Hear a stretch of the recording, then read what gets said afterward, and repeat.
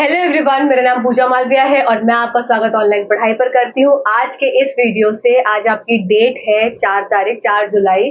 तो आज 4 जुलाई से हम स्टार्ट कर रहे हैं वापस से अपना साइंस का कंप्लीट रिवीजन। तो अगर आप बीपीएससी का एग्जाम देने जा रहे हैं जो आपका 19 तारीख को है, तो आपके लिए ये वीडियोस बहुत ज्यादा हेल्पफुल होने वाले हैं, क्योंकि अब ये है आपका फाइनल रिवीजन और मैं आपको यहाँ पर रिवाइज कराऊंगी सारा कुछ बोर्ड पर। तो आपका काम क्या है, आपको पेपर और पेन लेकर बैठना है। इन सब की पीडीएफ मैं प्रोवाइड नहीं कर पाऊंगी। पीडीएफ आपको पीपीटी के माध्यम से चैप्टर वाइज आपको ऑलरेडी दी हुई है टेलीग्राम पर, तो आप चैप्टर वाइज आप पीडीएफ देख सकते हैं। पर अगर आप इस सेशन की पीडीएफ चाहेंगे तो इसकी पीडीएफ आपको अवेलेबल नहीं हो पाएगी। आपको पेपर पेन लेकर बैठना है। हर एक चीज मैं यहाँ कराने वाली हूँ। क्लास 10th लेवल तक मैं कराऊंगी। क्लास 10th एनसीईआरटी मैं पूरी फिनिश करवाऊंगी और आपका 6, 7, 8, 9, 10th यहाँ पर मैं पूरा रिवाइज करवाने वाली हूँ। सबसे पहले हम स्टार्ट कर रहे हैं फिजिक्स के सेक्शन को। कई लोगों ने टेलीग्राम पे मैसेज किया था कि फिजिक्स का सेक्शन पहले स्टार्ट किया जाए, तो सबसे पहले फिजिक्स को स्टार्ट करेंगे। कॉन्सेप्ट विथ न्यूमेरिकल्स, कि आपके एग्जाम में न्यूमेरिकल से क्वेश्चन आता ही आता है, कंफर्म रहता है। तो आपके किस तरीके से न्यूमेरिकल्स ठीक होंगे, आप एनसीईआरटी से ही पढ़ेंगे तो आपकी चीजों को और अच्छे से आप अपना बेहतर बना पाएंगे। तो यहाँ पर सेशन आपका थ्योरी का रहेगा और सिर्फ मैं वही चीज बताने वाली हूँ जो है आपके लिए इम्पोर्टेंट। क्यों? क्योंकि यहाँ पर हम पढ़ नहीं रहे हैं, पूरा रिवाइज कर रहे हैं। तो रिवीजन हम वही चीजों का करते हैं जो हमें पता है एग्जाम में आने वाली होती है। ठीक है, तो ये सेशन बहुत सोच समझ के फ्रेम किया है। आप बीपीएससी का एग्जाम दे रहे हैं तो इसको जरूर देखिएगा।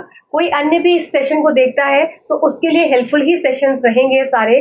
तो यहाँ आपको डेली अब क्लास मिलेगी, डेली रोज #10 का डोज जो आपको मिलता था। अभी सीटेट वालों का एग्जाम है 7 तारीख को, तो थोड़ा सा आपके लिए बीच में ब्रेक हो गया था, पर अब आपकी डेली क्लासेस होंगी।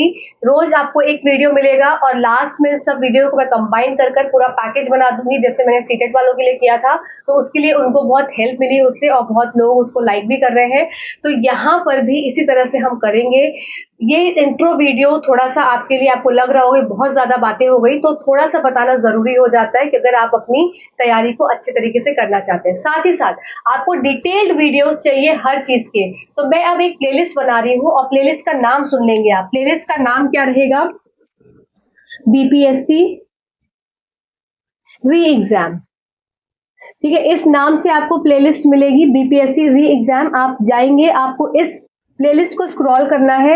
यहाँ पर आपको आपके काम की वीडियोस मिल जाएंगे जो कि हम ऑलरेडी कर चुके हैं। जिन्होंने नहीं देखा है वो जाकर जरूर देख लेना। जो ये फर्स्ट टाइम विजिट कर रहे होंगे आज इस वीडियो के माध्यम से इस चैनल पर, तो आप बीपीएससी री एग्जाम के नाम से प्लेलिस्ट में भी फ्रेम कर दूंगी, तो उसमें जाकर वीडियोस देख लेना, क्योंकि लोगों को दिक्कत हो रही है कि कौन सा वीडियो पढ़े कौन सा छोड़े। ठीक है, और एक और मैं प्लेलिस्ट बना दूंगी इंपॉर्टेंटली जनरल साइंस के लिए, कि बहुत लोगों का ये है कि सिर्फ 8 नंबर के लिए कौन कौन से वीडियो 8 नंबर के लिए सारे वीडियोस तो देखेंगे नहीं। बिल्कुल सही बात है। तो जनरल साइंस का एक मैं सेक्शन अलग से बना दूंगी कि बीपीएससी जनरल साइंस। ठीक है, बीपीएससी जनरल साइंस में एक प्लेलिस्ट रहेगी, इसमें जो भी वीडियोस रहेंगे आप उसको जाकर देख सकते हैं। ठीक है, तो ये तो रही सारी बातें मोटी मोटी जो कि इंपॉर्टेंट थी आप तक अपनी पहुंचानी। ठीक है, चलो आओ स्टार्ट कर देते हैं। तो आज हम फर्स्ट चैप्टर करने जा रहे हैं इलेक्ट्रिसिटी। तो इलेक्ट्रिसिटी में किस तरह से आपसे क्वेश्चन पूछा जाता है, प्लस जो विद्युत का चैप्टर है, प्लस इसमें एक और बात है कि आपसे न्यूमेरिकल्स पूछे जाते हैं। आपने पिछली बार का अपना जो पेपर आउट वाला पेपर देखा होगा, तो उसमें देखा होगा कि इलेक्ट्रिसिटी सेक्शन से कितने सारे क्वेश्चंस आए थे। तो ये चैप्टर बहुत ज्यादा इंपॉर्टेंट हो जाता है। तो हम सारी चीजें वो हम पहले कवर करेंगे जो आपके एग्जाम पॉइंट ऑफ व्यू से इंपॉर्टेंट है।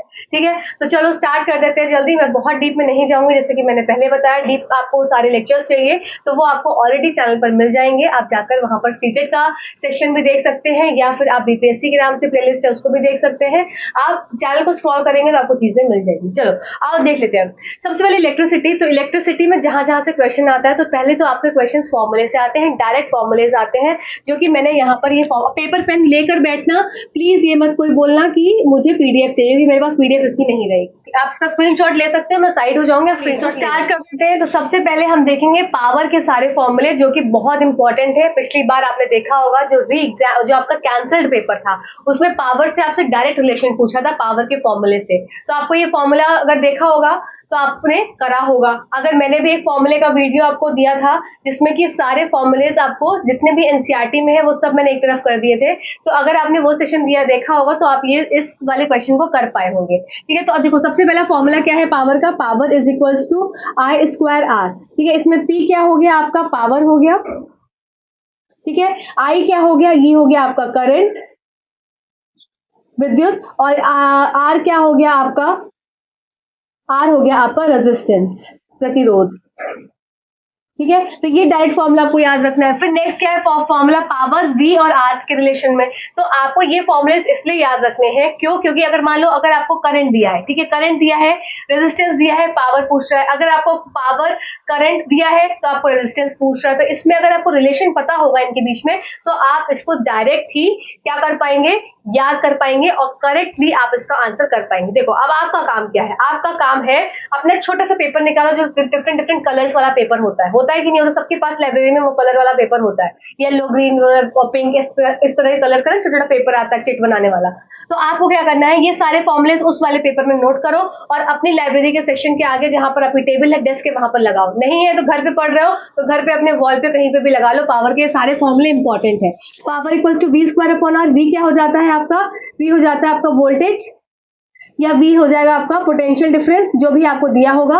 पोटेंशियल डिफरेंस क्या हो जाएगा, पोटेंशियल डिफरेंस की यूनिट होती है वोल्टेज। ठीक है, तो ये क्या हो जाएगा, पोटेंशियल डिफरेंस मतलब संभावित अंतर। तो यहाँ पर V क्या हो गया आपका, संभावित अंतर। ठीक, P equals to V into I क्या हो जाता है आपका, संभावित अंतर इंटू करंट, I क्या हो जाएगा करंट। ठीक, फिर एक और फॉर्मूला होता है पावर का, ये बहुत बहुत इंपॉर्टेंट फॉर्मूला है पावर का, power is equals to energy upon में टाइम। अभी हम इसके न्यूमेरिकल्स भी करेंगे तो चिंता मत करिएगा, आपको एक कंप्लीट इलेक्ट्रिसिटी का चैप्टर मिलने वाला है जिसमें कि अभी थ्योरी में आपको समझा दे रही है थोड़ा सा क्रिस्प, और इसके बाद जो जो आपके न्यूमेरिकल्स इंपॉर्टेंट है जो मुझे लगते हैं कि आपको एग्जाम में पूछे जा सकते हैं वो मैं आपको सब सॉल्व करवाऊंगी यहाँ पर। ठीक है, तो power equals to energy upon में टाइम, ऊर्जा अपॉन में समय। ठीक है, तो और हमेशा जो ये आपका टाइम होता है इस बात को हमेशा याद रखेंगे।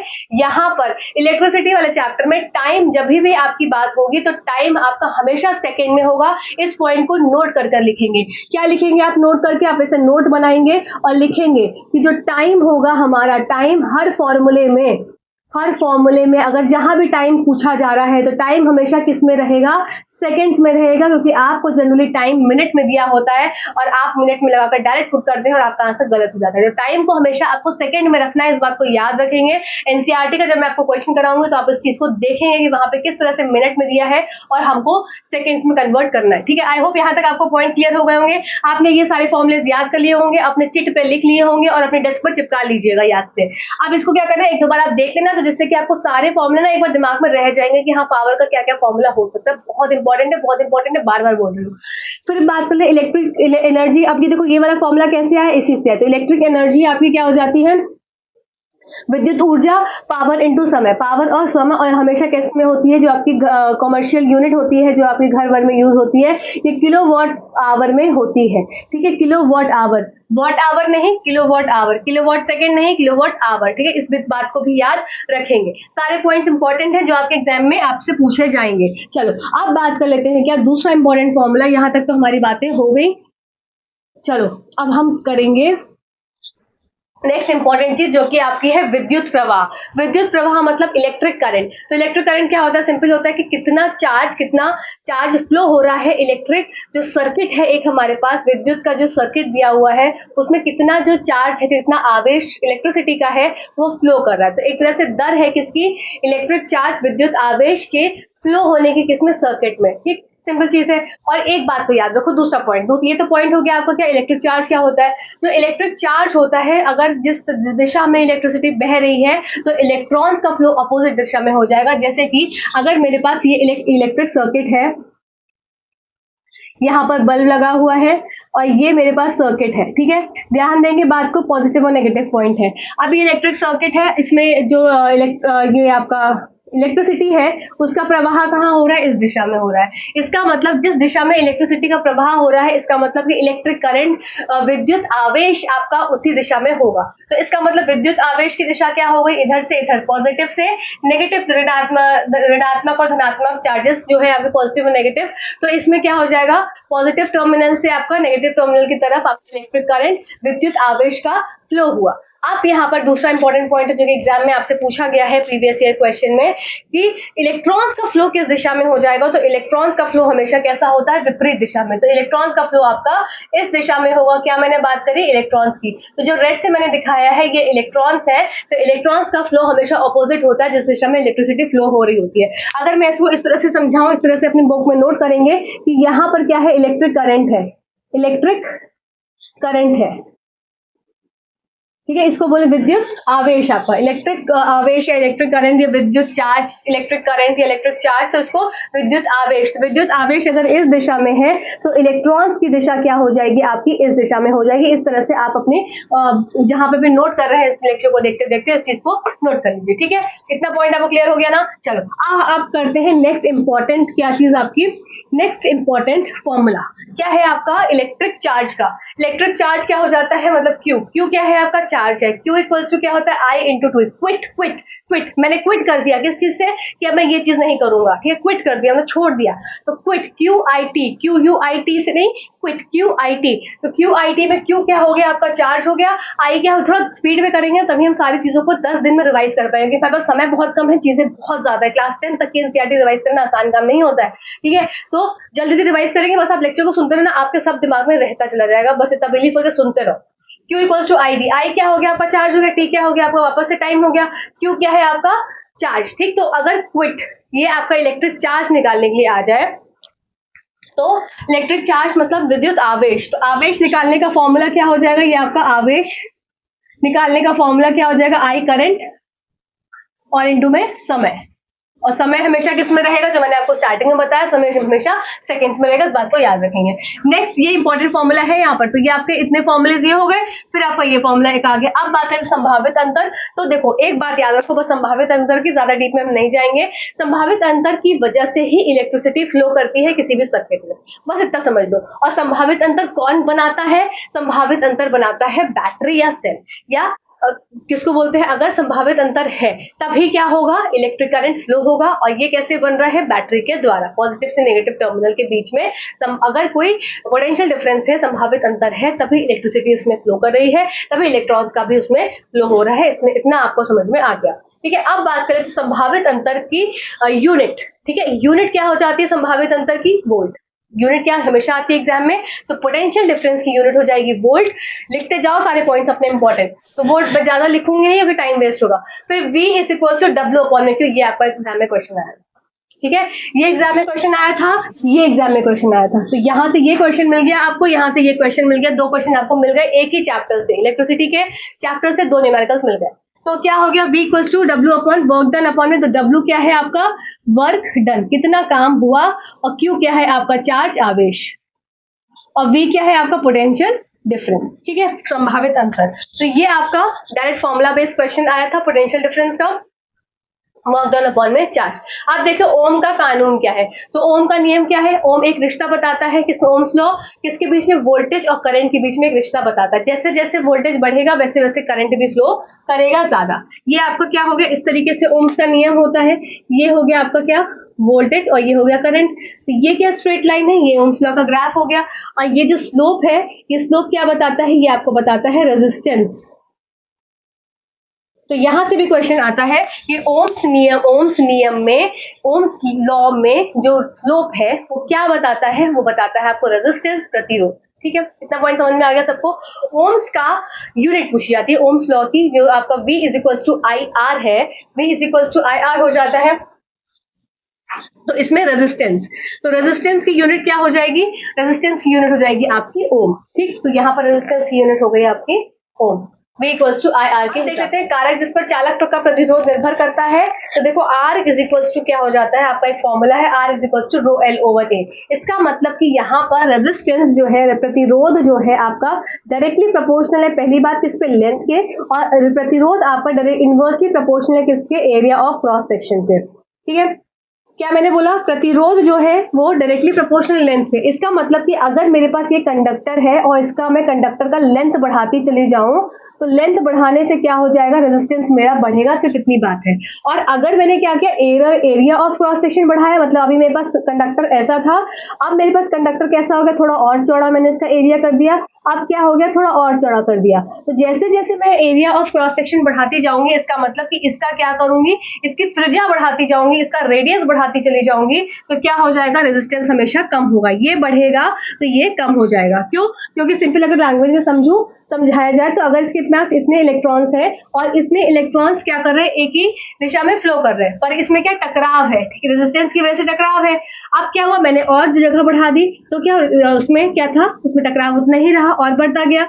इसमें क्या किया, इसमें और टकराव बढ़ गया। पर इस केस में क्या था, मान लो मेरे पास 4 इलेक्ट्रॉन्स थे, अब इसमें क्या हो गया, 4 इलेक्ट्रॉन्स इतनी बड़ी जगह में फैल गए, अब इसमें क्या हो गया, 4 इलेक्ट्रॉन्स इतनी जगह में फैल गए। तो खुद सोचो किसमें टकराव ज्यादा है, इस वाले केस में टकराव ज्यादा है, इस केस में टकराव कम है। इसका मतलब जैसे जैसे मैं त्रिज्या बढ़ाती जाऊंगी, एरिया ऑफ क्रॉस सेक्शन इसका बढ़ाती जाऊंगी, तो क्या हो जाएगा आपका रेजिस्टेंस क्या हो जाएगा आपका, कम हो जाएगा, इसमें रेजिस्टेंस ज्यादा रहेगा। अब तीसरा इंपॉर्टेंट पॉइंट होता है, तो पहले हमने देखा किसमें कि रेजिस्टेंस आपका पहला लेंथ पे निर्भर है, दूसरा आपका किस पे, एरिया ऑफ क्रॉस सेक्शन पे, तीसरा हो जाता है आपका नेचर ऑफ द मटेरियल, कि किस मटेरियल का, किस चीज का आपका कंडक्टर बना हुआ है, नेचर ऑफ मटेरियल। जैसे कि कंडक्टर है, अगर स्टील का बना है या आपका कॉपर का बना है या आपका लोखंड का बना है, लोहे का बना है, तो क्या होगा, वो बहुत ज्यादा तेजी से इलेक्ट्रिसिटी फ्लो करेगा, तो क्या होगा, तो उसमें रेजिस्टेंस कम होगा। पर इसी जगह पे अगर प्लास्टिक होगा, वुड होगा, तो ये कैसे हो जाते हैं, ये इंसुलेटर्स हो जाते हैं, कुचालक हो जाते हैं, तो इसमें क्या होता है, रेजिस्टेंस प्रतिरोध बहुत ज्यादा होता है और करंट को फ्लो होने नहीं देता है। ठीक है, चलो अब बात कर लेते हैं चौथा पॉइंट होता है आपका टेम्परेचर या तापमान। तो तापमान पे कैसे निर्भर करता है, तो जितना ज्यादा टेम्परेचर होगा उतना ही ज्यादा क्या होगा, रेजिस्टेंस होगा। तो टेम्परेचर जैसे जैसे बढ़ेगा, रेजिस्टेंस भी कैसे कैसे उसी तरह से बढ़ जाएगा। तो 4 चीज हमने देखी कि पहला एरिया ऑफ क्रॉस सेक्शन, दूसरा लेंथ पे, तीसरा नेचर ऑफ द मटेरियल, चौथा टेम्परेचर। टेम्परेचर बढ़ेगा, रेजिस्टेंस बढ़ेगा, फिर एरिया ऑफ क्रॉस सेक्शन बढ़ेगा, रेजिस्टेंस कम होगा, लेंथ बढ़ेगी, रेजिस्टेंस बढ़ेगा। फिर हमने क्या देखा, nature of the material, conductor रहेगा तो रेजिस्टेंस नहीं होगा, बहुत ही माइन्यूट होगा, क्योंकि कंडक्टर क्या होते हैं, चालक होते हैं, वो इलेक्ट्रिसिटी को फ्लो होने इजीली देते हैं। इसी जगह पे इंसुलेटर्स होते हैं, कुचालक होते हैं, वो इलेक्ट्रिसिटी को फ्लो होने नहीं देते हैं। इसका मतलब उनका रेजिस्टेंस प्रतिरोध क्या होता है, बहुत ज्यादा होता है। फिर हमने ये सब पॉइंट्स देख लिए। ठीक है, चलो अब बात कर लेते हैं क्या, तो हमारा यहाँ तक हो गया। अब बात करते हैं रेजिस्टिविटी। रेजिस्टिविटी क्या हो जाती है, रो को हम बोलते हैं रेजिस्टिविटी से, ये होती है हमारी प्रतिरोधकता। ठीक है, तो रेजिस्टिविटी का क्या हो जाती है, यूनिट आपकी हो जाती है ओम मीटर। रेजिस्टिविटी की यूनिट ओम मीटर, रेजिस्टेंस की यूनिट ओम। ठीक है, इतना आपको पॉइंट क्लियर होना जरूरी है। चलो अब बात कर लेते हैं क्या, रेजिस्टेंस अगर हमारा प्रतिरोध एक श्रृंखला में लगा है और रेजिस्टेंस, अच्छा एक क्वेश्चन आपका इंपॉर्टेंट है, इसमें जरा समझेंगे क्या क्वेश्चन है आपका, इससे R is equal to rho L over A से एक क्वेश्चन आता है, समझेंगे। यहाँ पे क्वेश्चन बहुत इंपॉर्टेंट है, आया हुआ प्रीवियस ईयर क्वेश्चन है, प्रीवियस आस्क्ड क्वेश्चन है ये। तो R इज इक्वल्स टू क्या है, रो L ओवर A।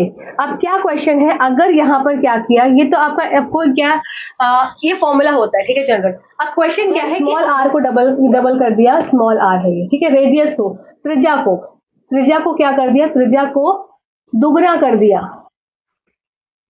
अगर त्रिज्या को दुगना कर दिया तो रेजिस्टेंस पर क्या प्रभाव पड़ेगा, रेजिस्टेंस या प्रतिरोध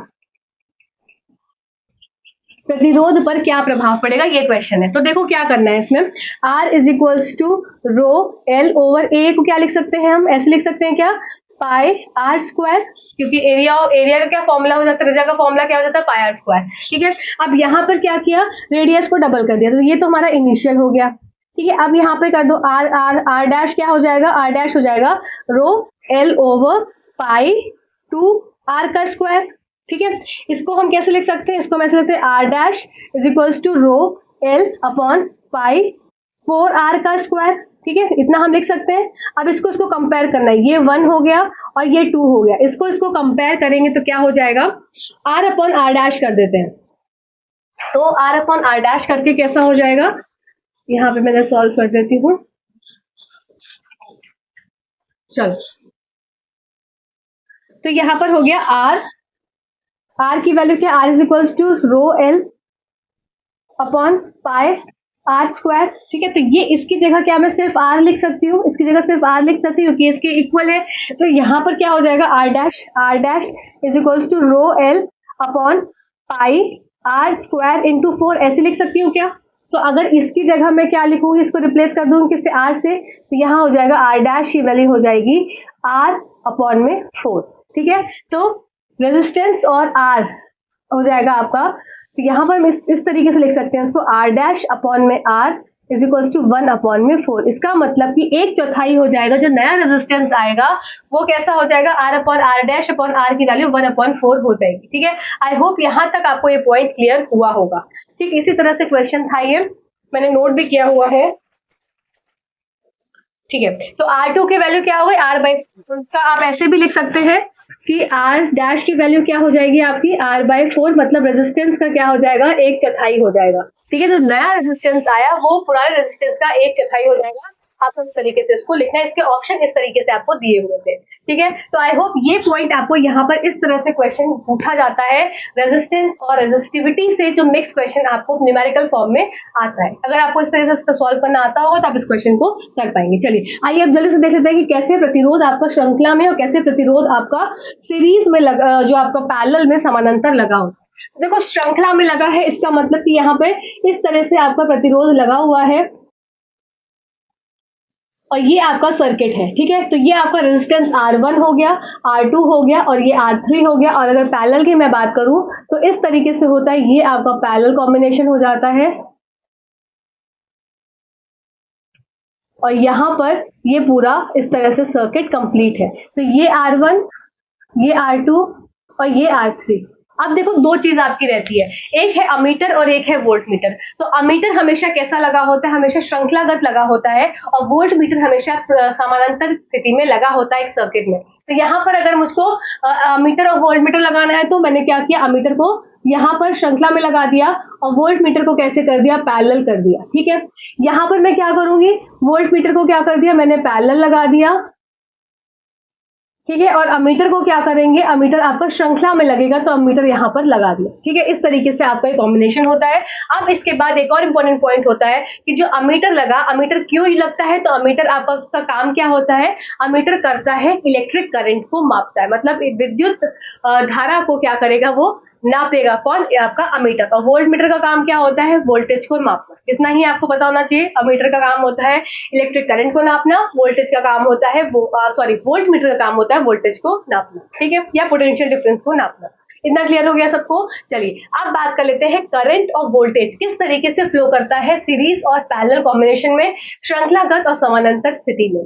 देखो इसमें क्या है, फर्स्ट केस में करंट क्या होगा, सेम होगा, करंट क्या होगा इसमें, सेम होगा। वोल्टेज क्या करेगा, वैरी करेगा, इस बात को याद रख लो, लिख लो। ऊपर वाले केस में करंट हर जगह सेम जा रहा है, ठीक है, क्योंकि श्रृंखला में लगे हैं, पर इसमें क्या है, वोल्टेज अलग अलग जा रहा है, ठीक। इसमें क्या हो जाएगा, इसमें वोल्टेज सेम जाएगा, सेम रहेगा, और आपका करंट क्या हो जाएगा, करंट आपका डिफर करेगा। इसका मतलब कि क्या हो जाएगा, यहाँ पर इसमें अलग करंट R1, इधर अलग करंट, इधर अलग करंट, और वोल्टेज क्या होगा, सब में सेम होगा, इसमें आपका समानांतर स्थिति में। इतने पॉइंट्स आपको क्लियर हो गए। चलिए अब यहाँ बात कर लेते हैं किसकी, फॉर्मूले की। तो आपको फर्स्ट वाला फॉर्मूला क्या हो जाएगा, R डैश आर एस क्या हो जाएगा आपका, R1 plus R2 plus R3, ठीक है, ये फॉर्मूला हो गया। इसमें क्या फॉर्मूला हो जाएगा उसका, 1 अपॉन में RS is equal to 1 upon में R1 plus 1 upon R2 plus 1 upon R3। अब देखो इससे क्वेश्चन कैसे आता है, इससे आपके एग्जाम में एक तो आपको इस तरीके से क्वेश्चन आता है जिसमें आपको सीरीज और पैरेलल कॉम्बिनेशन दे दिया जाए और आपको उसको निकालना होता है। दूसरा क्वेश्चन किस तरीके से आता है, जो कि आपका एक सीटेट में क्वेश्चन था, बहुत अच्छा क्वेश्चन आया है, तो आप उसको कर लीजिए, क्योंकि सीटेट भी क्या है, सेम तरह से क्वेश्चन देता है जिस तरह से आपके एग्जाम में क्वेश्चन पूछे जाते हैं। बहुत अच्छा क्वेश्चन है, सुन लो। उसमें क्या था कि मैक्सिमम रेजिस्टेंस, जो मतलब सर्वाधिक रेजिस्टेंस आपका प्रतिरोध, और न्यूनतम मिनिमम प्रतिरोध के बीच का अंतर बता रहा था, मतलब the difference between the maximum resistance and the minimum resistance, ये पूछा गया था। सॉरी एग्जाम में थोड़ी नाक में इरिटेशन हुई है। डिफरेंस पूछा गया था, तो आप किस तरह से निकालते हैं? देखो मैक्सिमम रेजिस्टेंस मतलब सर्वाधिक रेजिस्टेंस, सर्वाधिक प्रतिरोध निकालने का क्या होता है, अगर आपको मैक्सिमम रेजिस्टेंस निकालना है, मैक्सिमम रेजिस्टेंस निकालना है, तो आप क्या करेंगे, आप सारे कॉम्बिनेशंस को सीरीज में जोड़ देंगे, आप सारे कॉम्बिनेशन को सीरीज में जोड़ देंगे, तो इसका मतलब यहां पर मैक्सिमम आर मैक्स की वैल्यू क्या हो जाएगी, R1 plus R2 plus R3, ठीक है, ये आपकी हो गई आर मैक्सिमम की वैल्यू। और मिनिमम रेजिस्टेंस, न्यूनतम रेजिस्टेंस निकालने के लिए क्या हो जाएगा, आपको हमेशा पैरेलल में कॉम्बिनेशन लगाना होगा, और कैसा हो जाएगा, 1 अपॉन आर मिनिमम, ये बराबर हो जाएगा 1 upon R1 plus 1 upon R2 plus 1 upon R3, ठीक है। आई होप ये पॉइंट आपको यहाँ पर क्लियर हुआ होगा। पैरेलल अगर पैरेलल कोई चीज रहती है वही से डिवाइड करेंगे तो चीज कम हो जाती है, तो क्या हो जाएगा आपका R1 R2 R3 आप 1 अपॉन में लगा देंगे अगर आपको न्यूनतम की बात करी गई है, और डिफरेंस क्या हो जाएगा, इन दोनों को माइनस कर देंगे। अब देखो क्वेश्चन क्या आया था, क्वेश्चन क्या आया था कि एक रेजिस्टेंस दे के रखा है जो कि 1/3 ओम का है। रेजिस्टेंस कितना दिया है, सबको फॉर्मूला पता है, तो ज्यादा फॉर्मूले को लिखने की जरूरत नहीं है क्योंकि स्पेस चाहिए। चलो देखो रेजिस्टेंस क्या देके रखा है, रेजिस्टेंस देके रखा है 1/3 ओम। अब इसको क्या करना है, इसको मैक्सिमम और मिनिमम वैल्यू इसकी निकालनी है, और क्या करना है, उसका डिफरेंस निकालना है। तो मैक्सिमम वैल्यू क्या हो जाएगी, आर मैक्स की अगर मैं वैल्यू की बात करूं, आर मैक्स हो जाएगा 1/3 प्लस 1/3 प्लस 1/3।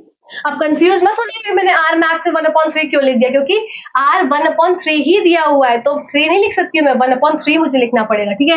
तो यहाँ पर क्या हो जाएगा, ये is equal to 3/3 is equal to 1 ohm आ गया। तो आर मैक्स की वैल्यू मेरी कितनी आ गई, 1 ओम आ गई। अब आर मिनिमम की वैल्यू क्या हो जाएगी, आर मिनिमम क्या हो जाता है, 1, ये 1 upon R minimum is equal to 1 upon R1 plus 1 upon R2 plus 1 upon R3। इसकी वैल्यू क्या हो जाएगी, 1 upon R minimum is equal to 1 upon R1 क्या हो जाएगा, अब यहाँ पर 3 plus 3 plus 3 is equal to 1 upon R minimum क्या आ गया आपका, 1 अपॉन, अब समझ गए ना 1/3 को 3 क्यों लिखा, क्योंकि 1/3 करेंगे तो 3 आ जाएगा, ठीक है। तो यहाँ पर आ जाएगा 9 ओम। अब आर मिनिमम की वैल्यू क्या आ जाएगी, आर मिनिमम हो जाएगा आपको 1/9 ओम। अब यहाँ पर देखो आर मैक्सिमम ये आया, आर मिनिमम ये आया, अब यहाँ पर डिफरेंस क्या हो जाएगा इसमें, आर मैक्सिमम और आर मिनिमम में R max minus R minimum, इसके बीच में डिफरेंस क्या हो जाएगा, आपका 1/9 माइनस आपका क्या है ये 1, तो ये आपका हो जाएगा 9, सॉरी आर मैक्स से करना है ना, तो 1 माइनस 1/9 करेंगे, 1 माइनस 1/9, तो ये आ गया आपका 9 माइनस 1 इज इक्वल टू 8/9 ओम। तो डिफरेंस जो आपका अंतर है, आपका मैक्सिमम सर्वाधिक रेजिस्टेंस प्रतिरोध और आपका न्यूनतम प्रतिरोध के बीच में 8/9 ओम आया। तो ये क्वेश्चन बहुत अच्छा क्वेश्चन था, अलग क्वेश्चन था, तो ये मुझे लगा आपको भी कराना जरूरी है, ठीक है। आई होप यहाँ तक आपको पॉइंट क्लियर हो गया होगा। चलिए, और मैं ये मान के चल रही हूँ आप नोट करते हुए चल रहे हैं सब चीजों को, ये लास्ट रिवीजन है, बस इसको आज जो मैं आपको करवा रही हूँ ना, उसको एक बार कल खोल के 5 मिनट देख लेना, सिर्फ 5 मिनट, जिससे कि वो आपका छूटेगा नहीं और जो आपने पढ़ा है वो आपके दिमाग में रह जाएगा। जस्ट अ सेकेंड, हाँ चलिए अब बात कर लेते हैं heating effect of electric current, विद्युत धारा का तापीय प्रभाव। तो इसमें एक फॉर्मूला है आपका H is equal to I square R T, ये फॉर्मूला डायरेक्टली एग्जाम में पूछा जाता है, इससे न्यूमेरिकल, तो इस फॉर्मूले को देख लो। दूसरी इंपॉर्टेंट बात है कि इसमें आपको ना पढ़ना है 2 चीजों के बारे में। पहला, एक तो है आपके जितने भी हीटिंग एलिमेंट्स हैं, हीटिंग एलिमेंट्स, इसमें क्या क्या आ जाएगा, जैसे कि आपका है बल्ब, रूम हीटर, ठीक है, आपका इलेक्ट्रिक प्रेस, मतलब जितने भी आप देख सकते हैं, रूम हीटर हो गया, इलेक्ट्रिक प्रेस हो गया, बल्ब हो गया। इसके बाद आपको एक पढ़ना है फ्यूज के बारे में, ठीक है। फ्यूज, एक बात याद रखेंगे, फ्यूज को हमेशा जब सर्किट में लगाते हैं तो श्रृंखलागत लगाते हैं, ये एनसीईआरटी की लाइन है, तो फ्यूज हमेशा सीरीज में लगा होता है, इस बात को याद रखना, ठीक है, श्रृंखलागत लगता है। अब देखो फ्यूज के कुछ इंपॉर्टेंट कैरेक्टरिस्टिक्स हैं जो कि फ्यूज को फ्यूज बनाते हैं और सर्किट में यूज करा जाता है। पहला इंपॉर्टेंट पॉइंट, नोट करते जाओ, प्लीज नोट करो, प्लीज, आप सबसे रिक्वेस्ट है। पहला पॉइंट आपको क्या याद रखना है कि फ्यूज जो होता है वो लेड और टिन का, टिन SN, लेड और टिन का बनाया जाता है। क्यों बनाया जाता है? क्योंकि इसका लो क्या होता है, लो मेल्टिंग पॉइंट। इसका गलनांक क्या होता है, गलनांक बहुत ही कम होता है, बहुत ही कम होता है। तीसरा इंपॉर्टेंट पॉइंट क्या होता है इसमें कि इसकी क्या हो जाती है, आपकी हाई रेजिस्टिविटी होती है, हाई रेजिस्टिविटी मतलब उच्च प्रतिरोधकता। तो दो पॉइंट हमने क्या समझे कि पहली बात है कि फ्यूज को एक इसी सर्किट में इसलिए लगाया जाता है कि अगर उसका टेम्परेचर सर्किट का बढ़ जाए, जितना टेम्परेचर होना चाहिए उससे जरा भी टेम्परेचर अगर बढ़ता है तो फ्यूज वायर क्या हो जाता है, ब्रेक हो जाता है। क्यों ब्रेक होता है? क्योंकि इसका मेल्टिंग पॉइंट, इसका गलनांक क्या होता है, बहुत ही कम होता है और इसकी रेजिस्टिविटी, प्रतिरोधकता क्या होती है, बहुत ही ज्यादा हाई होती है, उच्च होती है। ठीक है, ये दो पॉइंट आपको याद रखने हैं फ्यूज वायर के। और फ्यूज वायर की एक क्या है, एक मिनिमम लिमिट सेट कर दी जाती है। तो यहां पर एक और पॉइंट आप याद रखेंगे एनसीईआरटी की लाइन का कि फ्यूज वायर की मिनिमम लिमिट को सेट कर दिया जाता है। इस मिनिमम लिमिट से जरा भी एक्सीड करेगा तो फ्यूज ब्रेक हो जाता है। लेड और टिन इसका एग्जाम्पल हो जाएगा। बहुत अच्छे फ्यूज वायर्स को माना जाता है, लेड और टिन के बने होते हैं। दूसरा इंपॉर्टेंट है आपका बल्ब, रूम हीटर और प्रेस। तो इसमें आपको पॉइंट्स क्या याद रखना है कि इसका जो आपको सबसे पहले तो बल्ब देखो, तो बल्ब में अगर मैं बल्ब की बात करूं तो बल्ब में मटेरियल कौन सा यूज करते हैं, टंगस्टन, सबको पता है। दूसरा इंपॉर्टेंट पॉइंट कि 3380 डिग्री सेल्सियस इसका मेल्टिंग पॉइंट होता है। इसका मतलब कि यहां पर गलनांक कैसा होगा, उच्च गलनांक होगा। ठीक है, उच्च गलनांक, हाई मेल्टिंग पॉइंट होगा। और दूसरी बात है कि उच्च इसका प्रतिरोधकता होगी। तो उच्च गलनांक और उच्च प्रतिरोधकता जिसकी होती है वो क्या हो जाते हैं, वो आपके ये आपके रूम हीटर या इलेक्ट्रिक प्रेस या इन सब जगह यूज होता है। अब यहां पर एक और टर्म आता है नाइक्रोम। नाइक्रोम का इस्तेमाल हम यहां करते हैं, बहुत इंपॉर्टेंट टर्म है ये नाइक्रोम। तो नाइक्रोम का टर्म हम जिसमें इस्तेमाल करते हैं जितने भी हमको हाई रेजिस्टिविटी या हाई मेल्टिंग पॉइंट वाले अप्लायंसेस में लगता है तो नाइक्रोम लगता है, क्योंकि इसकी रेजिस्टिविटी भी ज्यादा है, इसका गलनांक भी ज्यादा है। तो नाइक्रोम बहुत अच्छा मटेरियल यूज माना जाता है। दूसरी इंपॉर्टेंट पॉइंट, जितने एलॉयज हैं, जितने मेटल्स हैं, उनकी क्या हो जाती है, आपकी हाई मेल्टिंग पॉइंट और हाई रेजिस्टिविटी होती है। तो यहां पर बात कर रही हूं मैं एलॉयज की और आपके मेटल्स की, धातु की। ठीक है, मिश्र धातु और धातु। तो ये क्या हो जाएंगे, इनका क्या हो जाता है, उच्च गलनांक और उच्च प्रतिरोधकता होती है। ठीक है, यहां तक आपको सारे पॉइंट्स क्लियर हो गए होंगे, इंपॉर्टेंट थे। बल्ब के लिए बात आपको याद रखनी है कि बल्ब में नाइक्रोम फिलामेंट तो आपके इसमें इलेक्ट्रिक हीटर या आपके जो आपका केटल वाला हीटर होता है या रूम हीटर होता है उसमें यूज होता है। बल्ब में आपका टंगस्टन फिलामेंट यूज होता है। बल्ब के अंदर नाइट्रोजन और argon as a gas filled होती है। सब पॉइंट्स भी आप इसमें याद रखेंगे और आई होप यहाँ सब सारे पॉइंट्स आपके क्लियर हो गए। अच्छा, अब एक और चीज आप याद रखना, चलो एक आपका टर्म बचा है इसमें रियोस्टैट। कि रियोस्टैट क्या होता है, तो रियोस्टैट एक ऐसी अप्लायंस होती है जो कि सर्किट में लगाई जाती है सर्किट का वोल्टेज बदलने के लिए, सॉरी सर्किट का करंट बदलने के लिए विदाउट चेंजिंग द वोल्टेज। मतलब सर्किट में करंट को बदलाव करना है पर वोल्टेज को चेंज किए बिना। तो वो कैसे होता है, वो रियोस्टैट की मदद से चेंज होता है। मैंने क्या बोला, सर्किट में करंट को बदलना है बिना वोल्टेज को चेंज करे। हमारे को क्या पता था, एक रिलेशन पता था, V is equals to I R. इसका मतलब कि अगर वोल्टेज बढ़ेगा तो करंट बढ़ेगा। तो अब मैंने क्या बोला कि करंट को तो बदलना है, आई को तो चेंज करना है पर वोल्टेज को नहीं बदलना है। तब ऐसी स्थिति में रियोस्टैट का इस्तेमाल किया जाता है। हिंदी में भी रियोस्टैट ही इसको बोलते हैं। ठीक है, ये पॉइंट आपको क्लियर हो गया। चलिए अब आपका एक पॉइंट देखो, एक क्वेश्चन आपको कैसे आता है एग्जाम में, मैं बना के बताती हूँ कि अगर एक आपके पास सर्किट है, ये इंपॉर्टेंट क्वेश्चन है, समझेंगे। एक सर्किट है मेरे पास, इससे बहुत ही ना लॉजिकल क्वेश्चंस भी आते हैं। मेरे पास एक ये सर्किट है, इसमें क्या है, एक ये रेजिस्टेंस लगा है, एक इसके बीच में बल्ब लगा है और फिर से एक रेजिस्टेंस लगा है और सर्किट पूरा कंप्लीट है। पॉजिटिव नेगेटिव टर्मिनल, यहां से यहां इलेक्ट्रिसिटी फ्लो कर रही है, ये बल्ब ग्लो कर रहा है। ये रेजिस्टेंस R1 है और ये रेजिस्टेंस R2 है। अब क्वेश्चन क्या है कि अगर क्वेश्चन स्टेटमेंट के फॉर्म में है, अगर क्या किया, रेजिस्टेंस की वैल्यू बढ़ा दिया, मैंने क्या बोला, अगर रेजिस्टेंस की वैल्यू बढ़ा दिया, जितना भी रेजिस्टेंस फ्लो कर रहा था इसमें, सॉरी फ्लो नहीं कर रहा है, जितना भी रेजिस्टेंस था उसके हिसाब से जो भी इलेक्ट्रिसिटी फ्लो कर रही थी, अगर मैंने रेजिस्टेंस की वैल्यू बढ़ा दी तो बल्ब पे क्या प्रभाव पड़ेगा। तो खुद सोचो, रेजिस्टेंस बढ़ गया, इसका मतलब क्या, अब धीरे धीरे करंट पास होगा तो बल्ब क्या हो जाएगा, डिम हो जाएगा। अगर रेजिस्टेंस कम कर देंगे तो बल्ब और तेजी से, बहुत अच्छा और तेजी से जगमगा कर ग्लो होने लगेगा। ठीक है। अच्छा, एक और इंपॉर्टेंट पॉइंट है कि अगर मेरे पास,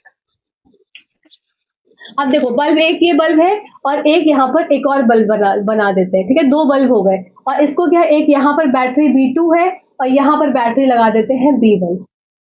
ठीक है, अब ये बोला गया कि मेरे पास एक सर्किट है जिसमें B1 और B2 बैटरी है। अगर मैं चाहता हूं कि ये जो है इसमें आपका बल्ब की जो इंटेंसिटी है वो कम हो जाए, तो मुझे क्या स्थिति में करना चाहिए। मतलब मेरे पास एक सर्किट है, मेरे पास एक सर्किट है जिसमें बैटरी B1 और B2 है और दो बल्ब हैं जो कि जल रहे हैं। ठीक है, सर्किट कंप्लीटेड है, इलेक्ट्रिसिटी फ्लो कर रही है। पर इस स्थिति में अगर मुझे क्या करना है, बल्ब को धीमा करना है, तो मैं क्या करूंगी, तो मैं सीधा सीधा क्या करूंगी, यहाँ से एक बैटरी को हटा दूंगी और उसकी जगह क्या कर दूंगी, यहाँ पर मान लो मैंने एक सेफ्टी पिन लगा दी। सेफ्टी पिन लगाने से क्या हो जाएगा, ये कंडक्टर पूरा सर्किट कंप्लीट हो जाएगा और ये बल्ब ग्लो करेगा। तो अब क्या होगा, बल्ब थोड़ा धीमा ग्लो करेगा, क्योंकि अब क्या हो गया, वोल्टेज उसको कम मिल रहा है, करंट उसको कम फ्लो हो रहा है, तो थोड़ा सा धीमा ग्लो करेगा। ठीक है, अब एक इसमें से एक टॉपिक और रह गया, उसके बाद हम 3 न्यूमेरिकल्स करेंगे, फिर हमारा चैप्टर पूरा फिनिश हो जाएगा। टॉपिक क्या है आपका, कि जो आपके विद्युत के चालक कुछ ऐसे तरल पदार्थ है जिसमें क्या है, विद्युत इजिली फ्लो कर पाती है, और कुछ ऐसे तरल पदार्थ है जिसमें कि विद्युत आपकी फ्लो नहीं कर पाती। जैसे कि जितने भी ऑयल हो गए आपके, जितने भी ऑयल हो गए, केरोसिन ऑयल हो गया, वेजिटेबल ऑयल हो गया, जितने भी तरीके के ऑयल हैं वो आपके कुचालक होते हैं, मतलब एज ए इंसुलेटर काम करते हैं, उसमें इलेक्ट्रिसिटी फ्लो नहीं हो पाती है। साथ साथ आपका आसुत जल, आसुत जल लिखते जाएंगे सारे पॉइंट, डिस्टिल वाटर, इसमें इलेक्ट्रिसिटी फ्लो नहीं होती है। ग्लिसरीन, हनी, क्या क्या मैंने बोला, ग्लिसरीन हो गया, हनी हो गया, डिस्टिल वाटर, आसुत जल, तो हर तरीके के ऑयल, तो इसमें क्या है, इलेक्ट्रिसिटी फ्लो नहीं करती है। फ्लो कहाँ कहाँ करेगी, टैप वाटर में। अब देखो कंफ्यूजन कहाँ क्रिएट होता है, मिल्क में करती है फ्लो। ठीक है, फिर आपका हो जाएगा इसमें डिस्टिल वाटर हो गया, टैप वाटर हो गया, लेमन में। ठीक है, फिर आपका सिंपल वाटर में, मतलब बाकी और सब जगहों पे आपको क्या होगा, इलेक्ट्रिसिटी फ्लो करेगी, और इनमें आपका हनी हो गया, डिस्टिल वाटर हो गया, ग्लिसरीन हो गया, ऑयल हो गया, इसमें इलेक्ट्रिसिटी फ्लो नहीं करती है। ठीक है, चलो अब बात कर लेते हैं जितने अपने अपने क्वेश्चन है जो आपके एनसीईआरटी के 2-3 इंपॉर्टेंट, जो कि मुझे लगे कि इंपॉर्टेंट है, आपको मैं करवा देती हूँ, फिर ये हमारा चैप्टर फिनिश हो जाएगा। सिर्फ 10 मिनट का टॉपिक और रह गया है, उसके बाद हम नेक्स्ट चैप्टर। तो आप देख लेते हैं जो न्यूमेरिकल है आपका किस तरीके से आया। तो एक आपका पावर का क्वेश्चन और एक आपका ये heating effect of electric current से क्वेश्चन है, दो मैंने यहाँ पर नोट किए, अच्छे क्वेश्चन है। तो देख लो, सबसे पहले क्या है, जो जो चीजें दी हुई है उसको हमको नोट करना है। तो क्या दिया है कि फ्रिज जिसकी पावर 400 वॉट है और 8 घंटे प्रतिदिन चलता है। ठीक है, अब क्या बताना है, ऊर्जा की कॉस्ट बतानी है 30 दिन तक 3 रुपए प्रति किलोवाट आवर की दर से। ठीक है, तो ये आपका क्वेश्चन है। चलो आप देख लेते हैं क्या क्या दिया हुआ है। तो पावर की वैल्यू कितनी दे के रखी है, पावर दिया है आपको 400 वॉट दिया हुआ है। ठीक है, और 8 घंटे प्रति दिन चल रहा है, मतलब 8 आवर्स पर डे चल रहा है, और कितने दिन निकालना है, 30 दिन निकालना है। तो उसका मतलब एक 1 डे कितना चलता है, 1 डे 8 आवर चलता है, तो 30 दिन कितना चलेगा, 30 डेज कितना चलेगा, 8 इंटू 30 आवर, तो ये हो जाएगा 2400 घंटे 240 घंटे चलेगा। ठीक है, तो ये यहाँ पर हम डायरेक्टली पुट करेंगे। तो यहाँ पर क्या हो जाएगा, आपका पावर हो जाएगी आपकी, पावर नहीं आपको दर देखनी है ना, तो ये हो जाएगा 400 वॉट इंटू आपको कितना चल रहा है, 8 इंटू 30, मतलब ये 240 आवर। ठीक है, तो ये क्या आ गया हमारा 400 इंटू 240 वॉट आवर। ठीक है, तो ये हो जाएगा आपका 424 इंटू 4 16 4 2 9 96,000 वॉट आवर। तो इसको अब किलोवाट में क्या हो जाएगा आपका 96 किलोवाट आवर, ये इतनी वैल्यू आ गई। अब यहाँ पर कितना देता है हमको, ये 30 दिन का आ गया, ये 30 दिन की इतनी वैल्यू आ गई, इतना हमारा लगा, लागत लगी। अब देख लेते हैं अब कितना है, 3 रुपए प्रति किलोवाट आवर की दर से। तो इसका मतलब 96 किलोवाट आवर पर किलोवाट आवर की दर से कितना हो जाएगा 96 इंटू में 3, तो ये हो जाएगा 6 टू 18, 9 से 27 28। अब ये रुपीज हो गया ना, 288 रुपीज। तो यहाँ पर इतना आपका पैसा लगा, ये रुपीज में आया। ठीक है, चलो अब बात करें, तो सिंपल था क्वेश्चन, समझ में आया होगा। अब बात करते हैं इस वाले क्वेश्चन की। ये वाला क्वेश्चन क्या कहता है, देखो heating effect of electric current से क्वेश्चन है, तो डायरेक्टली हमने एक फॉर्मूला देखा था, H equals to I square R T. H is equals to I square R T. ठीक है, ये फॉर्मूला हमने देखा था, इसी पे क्वेश्चन है निर्धारित। तो देख लेते हैं, 100 जूल ऑफ हीट, तो इसका मतलब हीट की वैल्यू कितनी दे के रखी है, 100 joule, R produced each second in 4 ampere resistance. तो आर की वैल्यू कितनी दे के रखी है, 4 एम्पियर, सॉरी 4 आपका ओम, एम्पियर नहीं ohm. Find potential difference across the resistance, potential difference को, इसका मतलब यहाँ पर V का मान हमको निकालना है। ठीक है, चलो देख लेते हैं। अब क्या है, ईच सेकेंड, तो टाइम भी कितना दे के रखा है, यहाँ पर टाइम दे के रखा है 1 सेकेंड। ठीक है, डायरेक्टली फॉर्मूला पुट कर सकते हैं, 100 जूल ऊष्मा हर सेकेंड 4 ओम प्रतिरोध से निकलती है, संभावित अंतर ज्ञात करना है। तो इतना आपका ये तो अब इसकी वैल्यूज यहाँ पुट करेंगे, तो ये हो जाएगा 100 जूल इज इक्वल्स टू आई, क्या है आई हो जाएगा, हमको निकालना है आई स्क्वायर, आर कितना देके रखा है 4 ओम, और टी देके रखा है 1 सेकेंड। अब देखो यहाँ पर टाइम सेकेंड में दिया है, तो टाइम को हमको कुछ नहीं चेंज करना, अगर टाइम सेकेंड में नहीं दिया होता तो टाइम को हम सेकेंड में बदल रहे होते।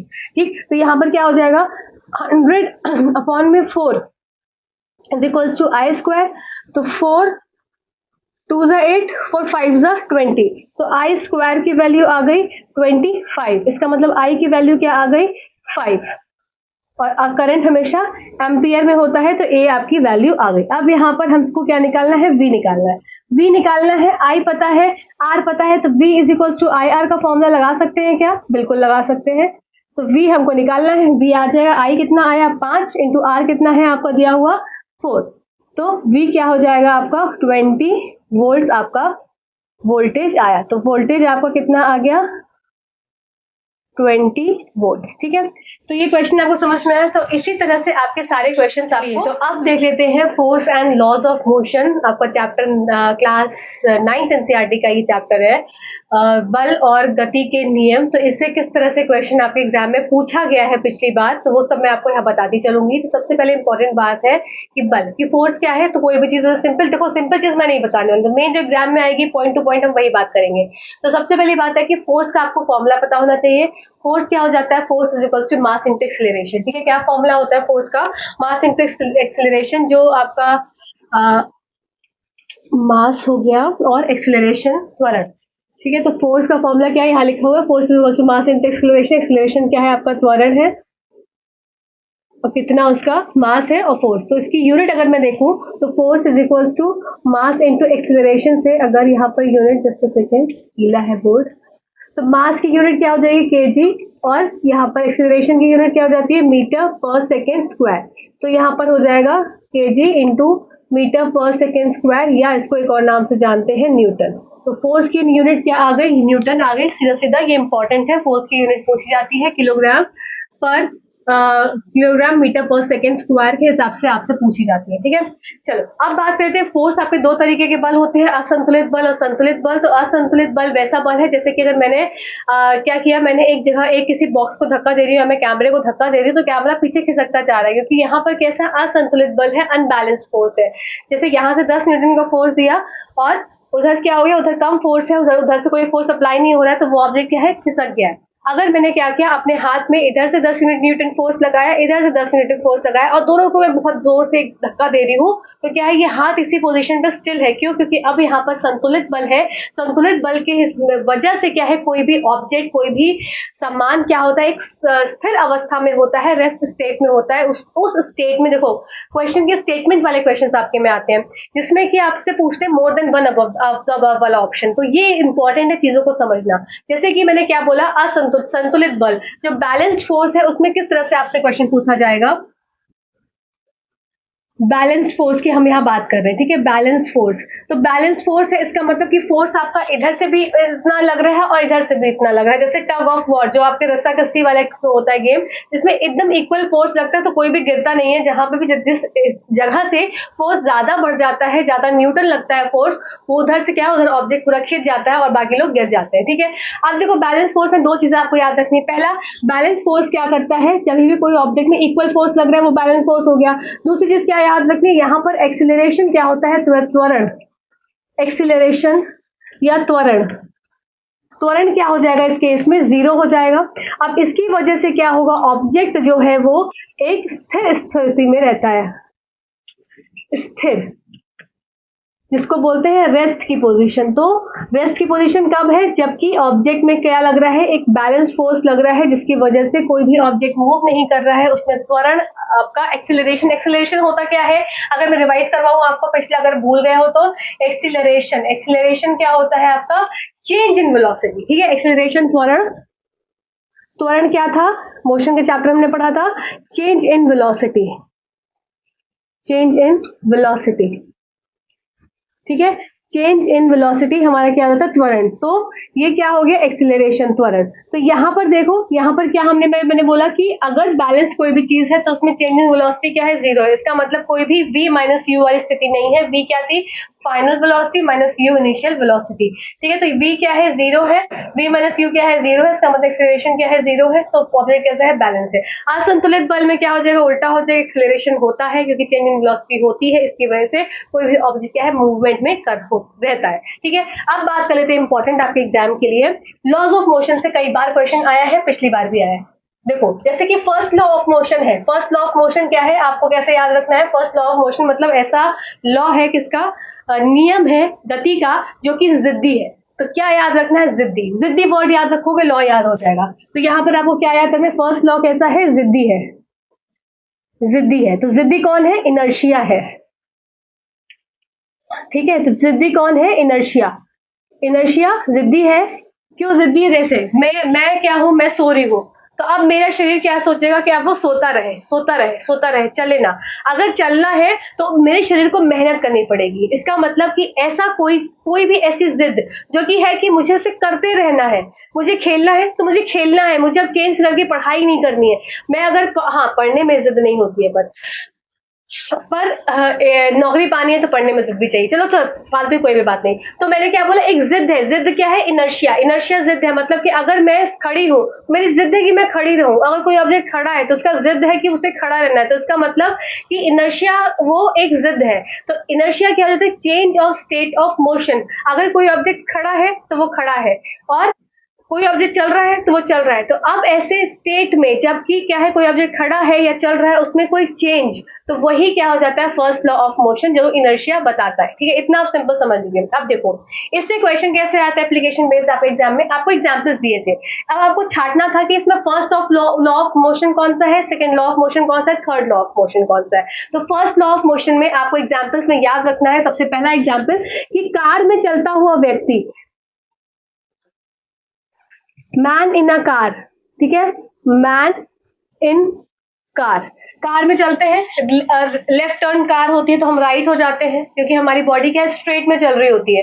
एकदम से स्टीप टर्न हुआ, ऐसे लेफ्ट हुई, तो पर हमारी बॉडी क्या है, स्ट्रेट ही चल रही है। अभी क्या है, वो इनर्शिया की पोजीशन पे है, उसी पे मेंटेन रहना चाहता है बॉडी, पर क्या है एकदम से मुड़ गए तो क्या हो गया, वहां पे फर्स्ट लॉ लग गया, ठीक है। अगर चलती हुई गाड़ी चल रही है एकदम से ब्रेक लगा तो गाड़ी ऐसे हो जाते हैं, क्यों, क्योंकि वहां पर भी फर्स्ट लॉ लग गया। तो गाड़ी के ब्रेक तो आपके हो जाएंगे, कार या कोई भी व्हीकल के ब्रेक्स, ठीक है। नेक्स्ट चीज क्या हो गई, फॉलिंग ऑफ लीव्स, ये इंपॉर्टेंट है एग्जाम के लिए। फॉलिंग ऑफ लीव्स, पत्तियों का गिरना, पत्तियां हिलाते हैं इस तरह से पेड़ तो पत्तियां गिर जाती हैं, क्यों, क्योंकि पत्तियां क्या है, वो सोचती है कि अभी भी मैं क्या है, रेस्ट पोजीशन पे, ऊपर हिल गया पेड़ पर वो गिर गई। तो यहाँ पर कौन सा लॉ लगता है, आपका फर्स्ट लॉ लगता है। तीसरा इंपॉर्टेंट पॉइंट आपका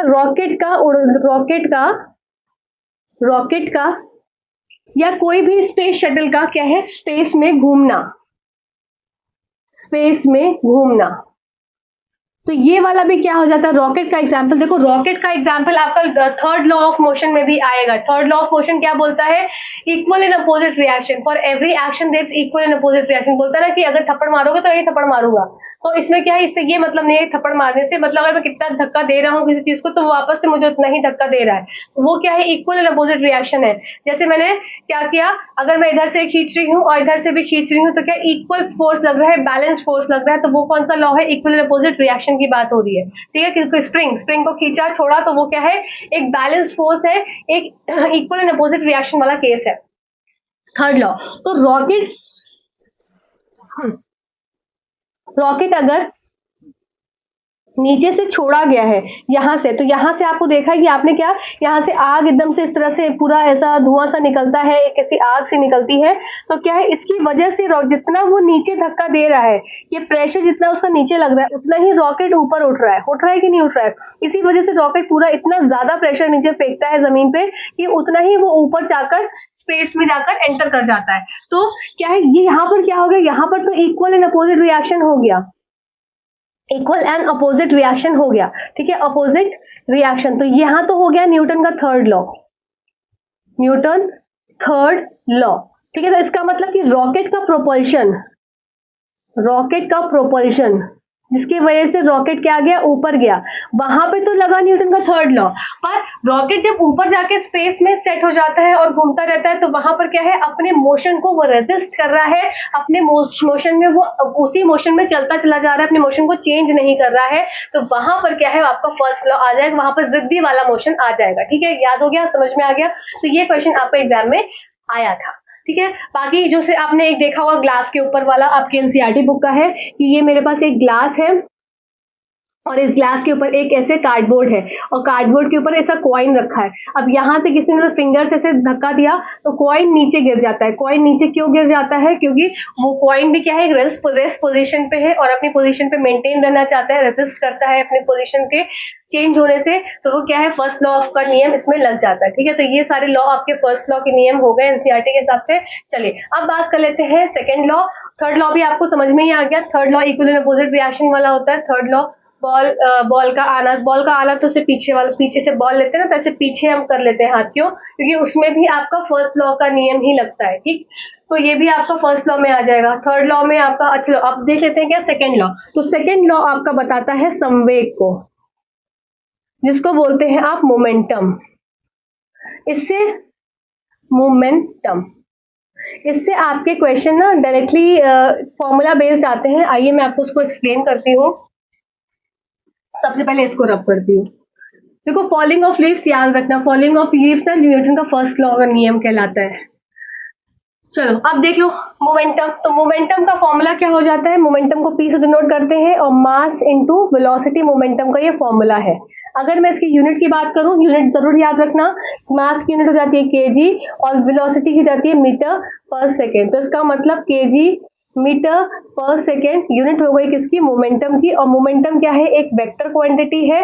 ये कैसा क्वांटिटी है, वेक्टर क्वांटिटी है जिसका मैग्नीट्यूड भी होता है और जिसकी दिशा भी होती है, डायरेक्शन। मैग्नीट्यूड मतलब इसकी एक वैल्यू है, कोई एक वैल्यू है और कोई एक दिशा में रहेगा। तो ये हो गई आपकी मोमेंटम की बात। अब बात कर लेते हैं, देखो ये हो गया मोमेंटम। अब देखो मोमेंटम को समझेंगे कैसे, जैसे कि मेरे पास अगर जितना ज्यादा, देखो मोमेंटम क्या है, P is equals to mass into में वेलोसिटी। इसका मतलब डायरेक्ट संवेग जो है वो डायरेक्टली प्रोपोर्शनल है किसके, मास के ऊपर। ठीक है, और संवेग ही डायरेक्टली प्रोपोर्शनल है किसके, वेलोसिटी के ऊपर। ठीक है, इसका वेलोसिटी इसकी कितनी है, ठीक है, संवेग। तो जितना ज्यादा मास, इसका मतलब एक ट्रक की अगर मैं बात करूं तो ट्रक का मास कितना है, ज्यादा है। ट्रक का मास कितना है, बहुत ज्यादा है।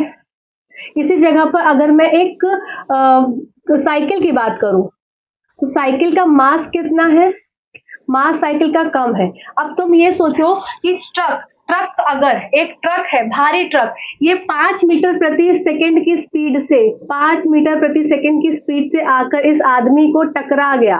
ठीक है। इसी जगह पर 5 मीटर प्रति सेकंड की स्पीड से इस आदमी को आकर ये साइकिल टकरा गई, तो खुद सोचो ट्रक में उसको ज्यादा चोट लगेगी, साइकिल में उसको ज्यादा चोट लगेगी। इसका मतलब जिसका जितना ज्यादा मास होगा उतनी ज्यादा क्या है, वो तेजी से किसी भी ऑब्जेक्ट को धक्का देगा और उतनी तेजी से उसको इफेक्ट होगा। तो जो मोमेंटम हो इसी को बोलते हैं मोमेंटम। तो इसका मतलब कि जो मोमेंटम है, संवेग है, वो डायरेक्टली प्रोपोर्शनल मास के, जितना ज्यादा मास होगा, ट्रक का मास ज्यादा तो उसका मोमेंटम ज्यादा, उसका संवेग ज्यादा। फिर अब 5 मीटर पर सेकेंड की स्पीड भी बहुत ज्यादा स्पीड लग रही है, वो ऑब्जेक्ट क्या है, कुचल गया। पर साइकिल की स्पीड क्या है, 5 मीटर पर सेकेंड है, पर उसकी स्पीड कम लग रही है क्योंकि उसका मास कम है। ठीक है, जितनी ज्यादा वेलोसिटी उतना ज्यादा मोमेंटम, जितना ज्यादा मास उतना ज्यादा मोमेंटम। तो मेन जो है मोमेंटम होता है वो डिपेंड करता है कितने किसके ऊपर, मास के ऊपर। जितना ज्यादा मास होगा उतना ज्यादा मोमेंटम होगा, उतनी ज्यादा तेजी से कोई भी ऑब्जेक्ट को वो हिट करेगा और नुकसान हो जाएगा। ठीक है, अब आपके एग्जाम में किस तरह से इसके क्वेश्चन पूछे जाते हैं, एक तो डायरेक्टली ये हो गया फॉर्मूला। दूसरा आपका एक रिलेशन पूछा जाता है क्षितिज गतिज ऊर्जा में, जो आपकी काइनेटिक एनर्जी है और मोमेंटम है। तो काइनेटिक एनर्जी का फॉर्मूला क्या है, सबको पता होगा कि जस्ट अ सेकंड, ये थोड़ा सा सूख जाए। तो काइनेटिक एनर्जी का फॉर्मूला क्या हो जाता है, काइनेटिक एनर्जी इसको बोलते हैं काइनेटिक एनर्जी। ठीक है, ये हो गई आपकी गतिज ऊर्जा। ठीक है, गतिज ऊर्जा। ठीक है, तो काइनेटिक एनर्जी का फॉर्मूला क्या हो जाता है, काइनेटिक एनर्जी बराबर हो जाता है half m into V square. ठीक, ये बचपन से पढ़ते आ रहे हैं, सबको रटा हुआ है। अब मोमेंटम का फॉर्मूला क्या है, p is equals to m into V, है कि नहीं है। अब यहां से मैं v को लिख सकती हूँ, v को लिख सकती हूँ, v is equals to p upon में m लिख सकती हूँ क्या, बिल्कुल लिख सकती हूँ। इसको मैंने इधर से उधर कर दिया, p is equals to v upon m को लिख दिया। अब इस v की वैल्यू मुझे यहाँ पर पुट करनी है, चलो देख लेते हैं। तो काइनेटिक एनर्जी हो जाएगी आपकी हाफ m, और v की वैल्यू क्या हो गई अब यहाँ पर, p अपॉन में m का स्क्वायर। ठीक है, तो यहाँ पर क्या हो जाएगा, काइनेटिक एनर्जी बराबर हो जाएगा half m p square upon में m स्क्वायर। एक m स्क्वायर से एक m गया, तो क्या हो गया यहाँ पर, काइनेटिक एनर्जी बराबर हो जाएगी हाफ p स्क्वायर अपॉन में m। तो इसको हम क्या लिख सकते हैं, इसको हम लिख सकते हैं काइनेटिक एनर्जी बराबर हो जाएगा आपका p स्क्वायर अपॉन में 2m। तो एक रिलेशन पूछा था किसका, काइनेटिक एनर्जी आपकी गतिज ऊर्जा और रिलेशन किसमें, मोमेंटम मतलब संवेग। तो संवेग और गतिज ऊर्जा के बीच में एक रिलेशन पूछा था, जो रिलेशन आपका ये आया, ये आपके एग्जाम के लिए बहुत ज्यादा इंपॉर्टेंट क्वेश्चन है। ये कई बार रिपीट हुआ है क्वेश्चन कई जगह पे। काइनेटिक एनर्जी क्या होती है, काइनेटिक एनर्जी गतिज ऊर्जा एक ऐसी ऊर्जा होती है जो कि किसी भी मोशन वाले ऑब्जेक्ट में रहती है। तो इसका मतलब ये एक ऐसे ऑब्जेक्ट में है जो ऑब्जेक्ट गति में है, उसमें ये ऊर्जा देखने को मिलती है। इसी की विपरीत आपकी हो जाती है क्षितिज ऊर्जा। क्षितिज ऊर्जा आपकी क्या हो जाती है, क्षितिज ऊर्जा जिसको बोलते हैं पोटेंशियल एनर्जी। इसका फॉर्मूला क्या हो जाता है, potential is equals to mgh। इसका मतलब कि किसी भी हाइट पे रहने वाली चीज पे कौन सी एनर्जी है, पोटेंशियल एनर्जी है, जो कि आपकी रेस्ट कंडीशन है, जो कि ऊपर से नीचे इस तरीके से गिरी। तो ये कैसी है, ये आपकी पोटेंशियल एनर्जी जिसमें मास mgh। ठीक है, mg और h क्या हो जाएगा, हाइट, और g आपकी ग्रेविटी, m हो जाएगा मास। ठीक है, तो हाफ mv स्क्वायर, इसमें आपका m v स्क्वायर, m हो जाएगा आपका मास और v हो जाएगा वेलोसिटी, और काइनेटिक एनर्जी हो गया ये इसका फॉर्मूला। और ये आपका एक रिलेशन जो कि आपका इंपॉर्टेंट है, आपको याद रखना है। ठीक है, चलो आओ अब कुछ ये यहाँ तो आपके सारे कॉन्सेप्ट यहाँ पर क्लियर होते हैं इस चैप्टर से। आओ कुछ इसमें से एक आध दो जो न्यूमेरिकल्स है, जो कि आप एक समझ लीजिए बेस की किस तरह से आपसे न्यूमेरिकल्स पूछे जा सकते हैं, उसका एक बेस मैं आपको यहाँ बता देती हूँ, जिससे कि आप एग्जाम में अगर क्वेश्चन आए तो वैसे तो क्वेश्चन आपके डायरेक्टली इसी फॉर्मूले से आते हैं, इस रिलेशन से आता है, या आपका force is equal to mass into acceleration. हाँ अच्छा, एक क्वेश्चन आपको जरूर आता है मास इंटू एक्सेलरेशन से, इसको समझ लेंगे। क्या है कि एक अगर ऑब्जेक्ट है, ठीक है, एक ऑब्जेक्ट है और एक ऑब्जेक्ट क्या है, वो एक घर्षण रहित सरफेस पर मूव कर रहा है। मैंने क्या बोला, एक ऑब्जेक्ट है, एक कोई भी ऑब्जेक्ट है जो घर्षण रहित सरफेस है, मतलब फ्रिक्शनलेस सरफेस है, उस पर मूव कर रहा है, और उसमें चेंज इन वेलोसिटी क्या है, मतलब जो आपका वेग का जो चेंज इन वेलोसिटी, मतलब जो वेलोसिटी का अंतर है वो क्या है, जीरो है। इसका मतलब उसमें एक ये चीज बोलते हैं कि एक ऑब्जेक्ट है। क्वेश्चन कैसा आता है, एक मिनट, एक ऑब्जेक्ट है, सुनते जाएंगे, जो कि कैसा है, जो कि घर्षण घर्षण रहित सतह पर मूव कर रहा है, मतलब फ्रिक्शनलेस सरफेस पर मूव कर रहा है। ठीक है, सरफेस पे मूव कर रहा है, जिसमें एक पहली चीज तो ये कंडीशन दी है, दूसरी कंडीशन क्या दी है, उसमें चेंज इन वेलोसिटी क्या है, कांस्टेंट है। चेंज इन वेलोसिटी क्या है, कांस्टेंट है। इसका मतलब कि इसमें क्या हो जाएगा, हम इन टर्न बोल सकते हैं, हम क्या बोल सकते हैं कि इसमें त्वरण क्या हो जाएगा, त्वरण कांस्टेंट होगा। इसका मतलब हम ये बोल सकते हैं त्वरण क्या होता है, एक्सेलरेशन क्या होता है, चेंज इन वेलोसिटी होता है। तो इस कंडीशन में क्या हो गया, त्वरण कांस्टेंट हो गया। इसका मतलब यहाँ पर एक्सेलरेशन की वैल्यू क्या हो जाएगी, एक्सीलरेशन, एक्सीलरेशन, एक्सीलरेशन की वैल्यू क्या हो गई, जीरो। ये हमने समझा, क्यों समझा, क्योंकि यहाँ पर चेंज इन वेलोसिटी को कंडीशन क्या दी थी, पहली कंडीशन दी थी कि सरफेस कैसी है, फ्रिक्शनलेस सरफेस। इसका मतलब वो जो ऑब्जेक्ट है वो मूव कर रहा है। जैसे कि ये मेरे पास एक स्लाइडर है और यहाँ पर ये ऑब्जेक्ट है, ठीक है, ये मेरे पास स्लाइडर है, यहाँ पर क्या फ्रिक्शनलेस सरफेस है, तो ये क्या है, ऑब्जेक्ट यहाँ पर मूव कर रहा है। अब मूव कर रहा है, इसका मतलब कि ये इसमें चेंज इन वेलोसिटी क्या है, कांस्टेंट है। तो इसका मतलब यहाँ पर एक्सीलरेशन की वैल्यू क्या हो गई, जीरो हो गई, और ऑब्जेक्ट कैसे घर्षण रहित सरफेस पे है। तो अब इसमें बताना था कि उसका फोर्स, हम कितना फोर्स लगाए, तो इसमें क्या निकालना था, इसमें फाइंड करना था कि कितना फोर्स लगाए इस ऑब्जेक्ट को रुकने में, इस ऑब्जेक्ट को रोकने में। तो खुद सोचो कि अब जब ये फ्रिक्शनलेस सरफेस है, घर्षण रहित, तो इसका मतलब ऑब्जेक्ट मूव कर रहा है, एक्सीलरेशन क्या है, zero, change in velocity zero है, तो इसका मतलब फोर्स कितना लगना होगा, क्या हो जाएगा, फोर्स का फॉर्मूला क्या होता है, force is equals to mass into acceleration. मान लो ये ऑब्जेक्ट का मास भी देके रखा है, मास देके रखा था, मान लो मास इसका है 50 kg, ठीक है, तो हमने क्या किया, 50 kg रख दिया, और एक्सीलरेशन क्या है, जीरो है, तो इसका मतलब फोर्स क्या हो गया, जीरो न्यूटन आ गया। तो हमें कोई फोर्स लगाने की जरूरत नहीं है, जीरो न्यूटन का फोर्स लगेगा उस ऑब्जेक्ट को मूव करने, क्योंकि वो घर्षण रहित सरफेस पे है, तो वो कंटिन्यूएशन में मूव करता रहेगा। तो इस तरीके के आपके इसमें इस तरह से क्वेश्चन आते हैं, इजी इजी। तो आई होप ये आपको समझ में आया होगा। तो ये 2 चैप्टर्स आपके यहाँ पर मैंने कंप्लीट किए हैं। इसी तरह से फर्दर मैं लेक्चर को और बड़ा करती चली जाऊंगी और चैप्टर्स आपके ज्यादा इंक्लूड करती जाऊंगी। एक दिन या 2 दिन में आपकी फिजिक्स में पूरी कंप्लीट कर दूंगी, उसके बाद केमिस्ट्री और बायो करेंगे। इस तरह से हम सेशन को करते रहेंगे। सेशन से जुड़े रहिए, चीजों को करते रहिए। और ये आज आपका डे 1 है, तो डे 1 को अच्छे से देखिएगा। रोज आपकी क्लासेस आएंगी जब तक आपका एग्जाम है, एक भी दिन स्किप हुए बिना। तो सेशन से जुड़े रहिए। Thanks for watching this video.